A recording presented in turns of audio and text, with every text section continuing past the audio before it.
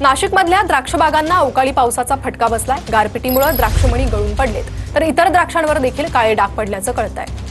त्याचा आढावा घेतलाय आमच्या प्रतिनिधींनी, पाहूयात। नाशिक शहरासह ग्रामीण भागात झालेल्या कालच्या गारपीट आणि अवकाळी पावसामुळे द्राक्षानंतर आता कांदा उत्पादकांवरती देखील संकट ओढवलेलं आहे। कांद्याच्या पिकावरती देखील आपल्याला परिणाम झाल्याचं पाहायला मिळत आहे। आपण सध्या नाशिक तालुक्यातील एका शेतामध्ये आहोत आणि या ठिकाणी जर बघितलं तर कांदा पिकावरती आपल्याला परिणाम झाल्याचं पाहायला मिळत आहे। अनेक जे कांद्याची पीक आहेत ते या ठिकाणी झोपून गेलेले आहेत।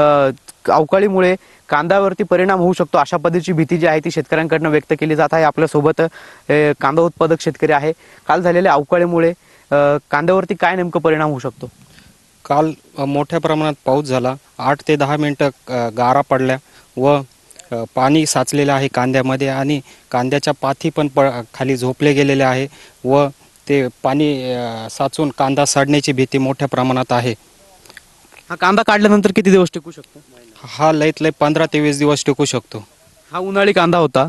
हा जर गारपीट झाली नसती तर किती दिवस टिकला असता? गारपीट नसते झाली तर ते 3-4 महिने खूप टिकला असता। आता याच्यामुळे काय दरात वगैरे परिणाम होऊ शकतो? नक्कीच परिणाम होऊ शकतो। कॅमेरा पर्सन आकाश येवलेसह पवन येवले, TV9 मराठी, नाशिक।